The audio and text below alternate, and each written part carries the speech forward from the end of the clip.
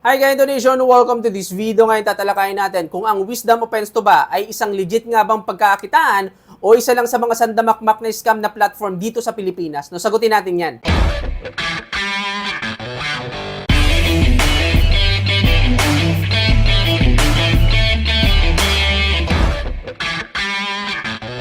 Ngayon, ang Wisdom Opensto, para sa mga wala pang idea dito, ito raw ay isang AI-driven IT company na nag-o-offer ng isang cloud computing power leasing services.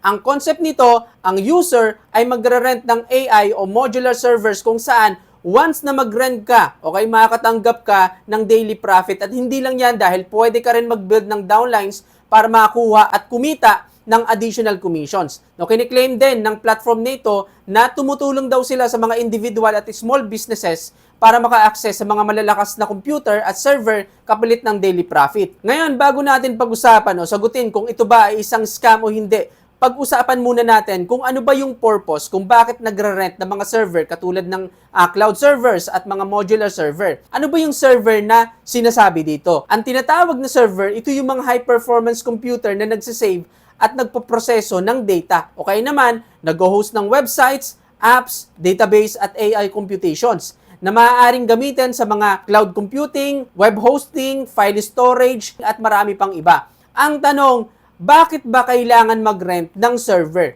Kung tayo ay mag-rent ng server, bakit kailangan natin yon? Ano yung purpose natin? Bakit ko ito naitanong? Para dito pa lang maintindihan mo na kung scam o hindi ang isang platform na nag-o-offer o nagpo-promote o nagpaparenta ng mga server. Ngayon, ang tunay na example dito ay yung website ko, kapatid. Kasi ako mismo ay nagre-rent ng server sa Amazon o dun sa Amazon Web Services gamit yung EC2 o yung tinatawag na Elastic Compute Cloud. Bakit ako nagre-rent ng server? Kasi para mai-host ko po yung website ko online at yung AI computation na ginagamit ko dito. Kasi yun yung purpose ng mga server, kapatid. Ngayon, kumikita ba ako araw-araw dito dahil nagre-rent ako ng server sa Amazon? Ang sagot po ay hindi. Hindi ako kikita araw-araw dahil lang nag-rent ako ng server. Pero pwede kong gamitin yung server na yon para mag-host ng mga income-generating activities. Katulad, mag-host ako ng website, pwede akong kumita sa mga ads, sa membership, sa subscription, sa affiliate, at iba pang features na makakapag-generate ako ng income. Pero hindi ibig sabihin na nagre-rent ako ng server ay kikita na ako agad, kapatid. Hindi ganon. Sa madaling salita, tool lang yung server. Hindi yan makakapag-generate ng income kung magre-rent ka lang at wala kang gagawin dito. Magiging gastos lang yan kasi hindi naman ito investment. Ngayon ang tanong, ang Wisdom Opensto ba isang tunay na cloud server rental platform o isang malaking scam? Pero bago natin sagutin yan, kung madalas ka pong pumapasok sa mga platform o website, especially sa mga earning opportunity website, pero gusto mong ma-check kung yung mga ginagamit mo o pinapasukan mong mga website o platform ay safe ba talaga o isang malaking scam, pwede mong gamitin yung nilyanto.com kung saan dito pwede mong ma-identify na agad kung legit yung platform na yon o scam ang isang website, platform o application. Ang kailangan mo lang gawin ay i-search ang domain name at makikita mo na agad kung safe bang gamitin ang website na yon, kailangan mo bang mag-ingat, hindi ba recommended, o totally kailangan mo talagang iwasan yung mga website na yon. Pwede ka mag-register sa loob ng website ko at pwede ka po magkaroon ng free na 30 search credit once na mag-create ka ng account dito sa website ko, kung saan pwede mong gamitin sa paghahanap ng mga legit at mga scam na website. So balik tayo sa topic, kapatid. No, sagutin natin kung ang Wisdom Opensto ba ay isang tunay na cloud server rental platform o isang malaking scam. Ang sagot, ang Wisdom Opensto ay isang malaking scam. Bakit? Paano ko nasabi? No, pag-usapan natin yung mga red flag na nakita ko dito sa Wisdom Opensto. Unang red flag na nakita ko dito ay about sa server. Ngayon, paano ka ba ikita dito sa platform na ito? Maraming iba't ibang paraan kung paano ka ikita dito, kapatid, sa Wisdom Opensto. Pero yung pinaka-main nila ay dito sa device, okay? Kung saan magi-invest ka dito sa mga sinasabi nilang device. For example, itong cloud storage server, itong Newbie Zone, itong IBM cloud server at yung efficient server. Kung saan, for example, dito sa Newbie Zone, magi-invest ka ng 300 pesos, kikita ka ng 90 pesos araw-araw sa loob ng 5 days. Kung nandito naman sa IBM cloud server, magi-invest ka ng 800 pesos, kikita ka ng 40 pesos araw-araw sa loob ng 40 days. Katulad din dito sa cloud storage server, mag-i-invest ka ng 2,100 pesos, kikita ka naman ng 92.4 pesos araw-araw sa loob ng 80 days. Ngayon, ang tanong, meron ka bang nakuha dito, kapatid? So bago natin sagutin kung ito ba ay marangal na pagkakitaan, meron kasi mga nabanggit dito sa mga sa loob ng platform about dun sa device na nire-rent.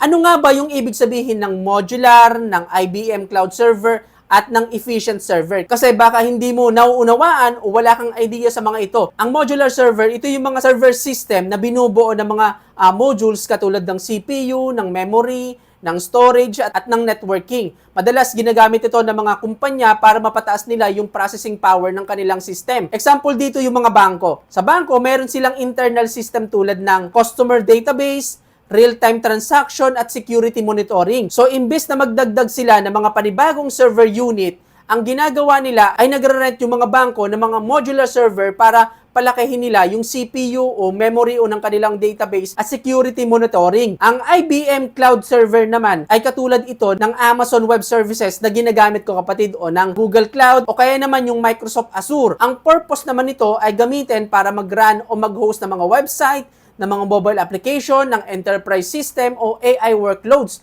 Example dito, katulad ng sinabi ko kanina, ako mismo ay nagre-rent ng server para mag-host ng website ko. Ganun din yung AI database at computing power. Ang efficient server naman, ito yung mga server na nag-o-optimize para sa mga low energy consumption, high performance output o yung mga reduced cost per consumption. Example naman dito ay yung Amazon Web Server gamit yung Graviton 2 at yung Graviton 3 kung saan mas mura ng 40% kumpara sa mga Intel-based server at 60% na mas energy efficient. So idagdag ko lang kasi ngayon inalis na ng Wisdom OpenSto yung modular server at inilagay nila yung cloud storage server.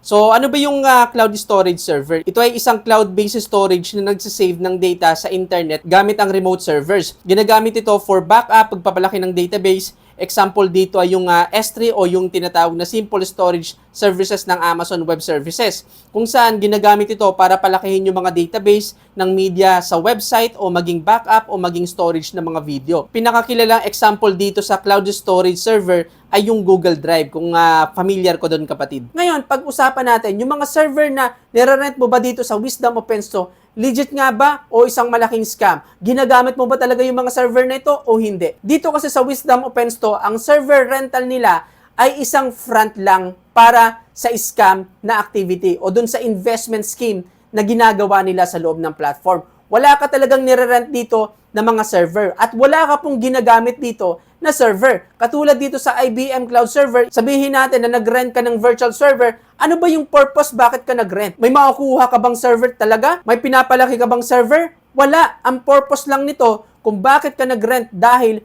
para kumita ng 40 pesos araw-araw sa loob ng 40 days. Wala nang iba. Nagbayad ka para kumita. Sign yan ng isang tax scam. Wala ka talagang tunay na serbisyo na binibili. Sa mga tunay at legit na server leasing company ay walang ganitong gawain, kapatid, dahil yung ang ginagawa o yung activity na ginagawa dito sa Wisdom OpenSto ay isang investment scheme. Ibig sabihin dito sa Wisdom OpenSto, wala talagang totoong produkto, walang serbisyo na ino-offer, ginagamit lang nila yung mga terminology para sa scam na investment scheme na ginagawa dito sa loob. At ito yung unang major red flag dito sa Wisdom OpenSto. Pangalawang red flag naman ay nakita ko dito ay yung pagkakakitaan sa loob ng platform.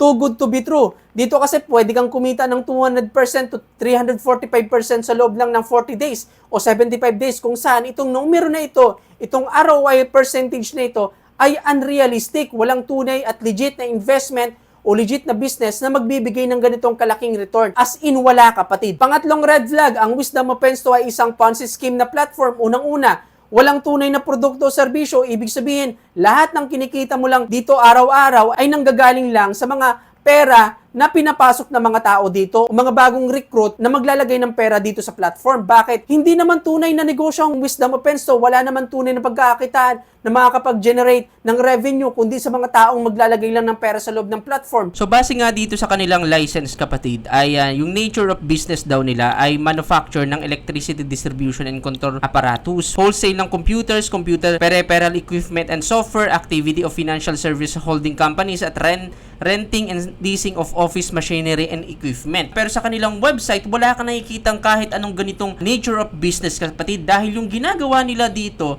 sa kanilang website ay investment scheme. Yung buong proseso o yung buong ginagawa ng Wisdom Opensto ay saliwa sa kanilang business registration dahil ang ginagawa nila ay isang investment scheme. Ibig sabihin, ginagamit lang ng Wisdom Opensto ang pera mo para ipambayad sa mga nauna nag-invest, especially sa mga taong nagre-recruit dito kasi yun yung pinakamahalaga sa kanila, yung mag-recruit ka para dagdag pondo pambayad sa mga nauna. Ang strategy kasi ng mga ganitong klase ng Ponzi scheme, makakapag-withdraw ka dahil ikaw yung gagamitin nilang testimonials para sa mga susunod nilang may inganyo na pumasok at mag-invest din dito sa platform nito hanggang makakuha sila ng maraming pera galing sa mga bagong papasok. At kapag kakaunti na yung pumapasok na pera sa platform nito at mas mataas na yung nagre-request ng withdraw, dito na mangyayari yung scam, kapatid, kung saan maglalaho na lang ito na parang bula dahil itong platform nito ay katulad lang din ng mga platform na scam na na-review ko dito sa YouTube channel ko. Hindi lang yan dahil ang Wisdom Opensto din ay mayroon ding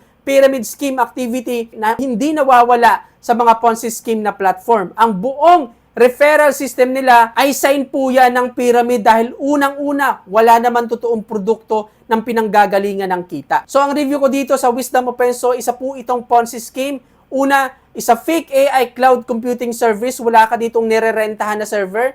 Ang ginagawa mo dito ay classic na Ponzi scheme investment. Paano ko nasabi? Una, unrealistic yung return. Lahat ng kita ay nanggagaling lang sa mga referral at sa lahat ng perang pinapasok ng mga tao at walang actual na proof ng business operation. Yes, kikita ka dito sa umpisa, pero mas madaming babibiktima ang ganitong klase ng platform dahil hindi ito sustainable at malaki ang posibilidad na magsara ito sa mga susunod na araw. So kailangan mo po itong iwasan kasi hindi ito magandang i-promote sa mga tao at hindi safe dito mag-invest. Dahil sa ganitong klase ng platform, pinapayaman mo lang yung mga scammer dahil ang purpose ng platform na ito ay hindi para kumita ka, kundi gamitin ka lang para mas madami pa silang makakuhang pera sa mga tao. Ngayon, ikaw naman yung tatanungin ko, ano yung masasabi mo sa platform na ito? Masasabi mo ba na ito ay isang legit na platform? At paano mo nasabi na ito ay isang legit? No? I-share mo naman sa comment section kung bakit mo nasabi kung bakit ito ay legit. Dahil kumita ka na ba dito? O isa ka sa mga naniniwala na ito ay isang malaking scam? So comment po sa haba ng video na to kung ano yung sagot mo sa tanong natin para malaman na mga makakapanood ng video na to kung ano yung opinion mo base sa experience mo sa platform nito at para makatulong ka na rin sa kanila sa pagdedesisyon nila kung papasok ba sila sa platform nito o kailangan nilang iwasan. So dito nagtatapos ang topic natin ngayon. Hanggang sa muli, I'm Nilian to. Bye-bye!